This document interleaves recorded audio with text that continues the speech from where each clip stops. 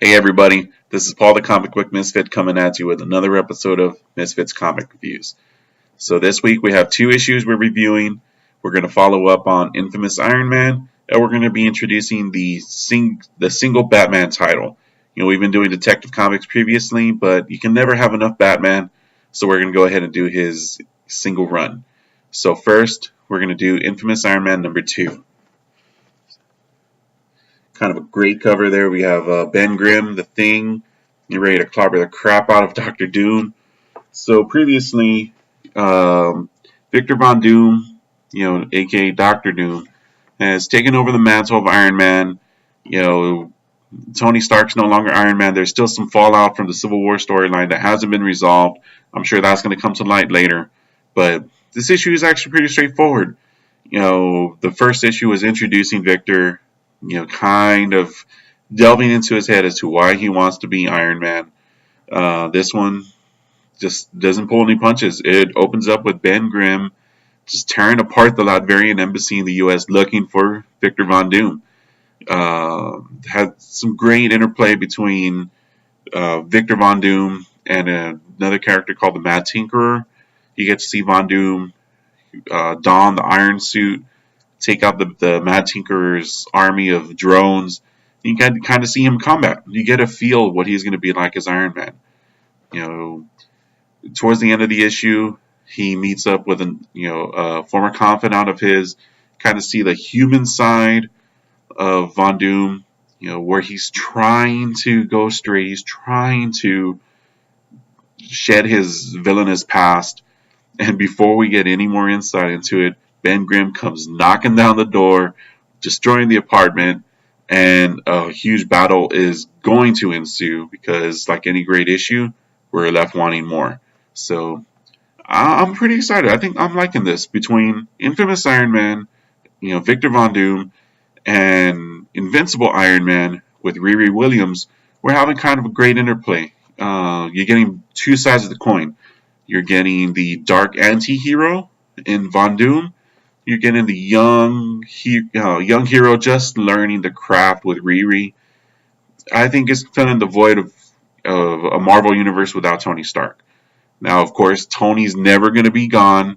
In Invincible Iron Man, we have Tony as the AI for Riri's suit, just like Jarvis was. I think there's going to be conflict.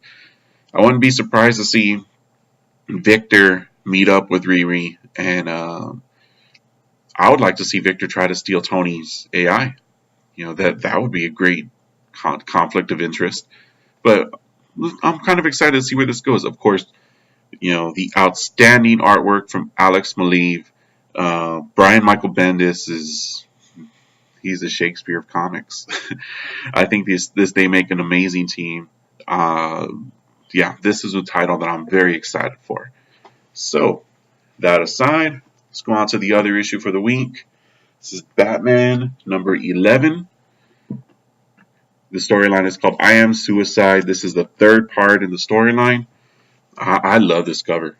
I'm a huge Bane fan. I have been since the Nightfall storyline. But this is kind of cool. This is kind of interesting.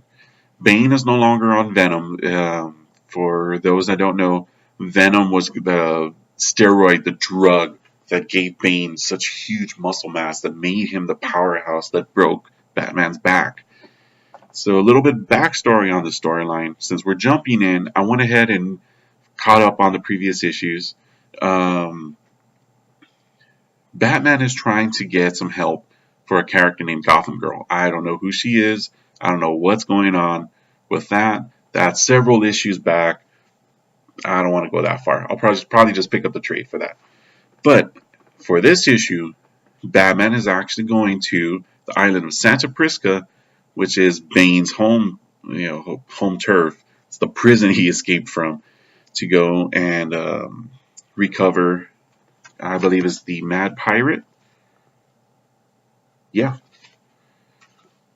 that's the character, the Mad Pirate. I'm not familiar with this guy. I don't know who the Mad Pirate is. Kind of looks like he kind of looks like a throwaway character. But apparently he has something that Batman wants. And Batman repeatedly states to Bane in this issue, give me the Mad Pirate or I will break your damn back. Can Batman really break Bane's back? I doubt it. But in order to achieve this, Batman's assembled his own quasi-Suicide Squad of villains. The ventriloquist, another kind of lower level Batman character. You may know him as the guy with the dummy Scarface. However, he doesn't have the dummy. And of all people, Catwoman. To me, this one's going to be kind of hard for new readers to come in. I've read Batman for years. Even for this storyline, I bought the previous 2 issues. I read them. I'm trying to play catch up. There's a lot of characters I'm not familiar with. Unless you're a die-hard Batman fan and you're going to go and put in the work, this is going to turn off a lot of readers. I mean, aside from the awesome cover, there's really a lot that's left to be explained. To what the hell is this? Why is this pirate character so important? Who is the Gotham girl that Batman's taking care of? Why is she so important that he's going to risk going into Bane's home turf? And why is he coming up with a crew of people that he can't trust when he has the Bat family? He's got Nightwing, he's got Robin, he's got Batwoman. Man, hell, he's got the Justice League. Why is he choosing these people to assist him with getting this person out? Catwoman. Catwoman plays an integral part in this storyline. If Batman hasn't learned by now not to trust Catwoman, for readers that actually pick up this issue, they're going to see why. She betrays Batman. She's trying to make, a deal with Bane.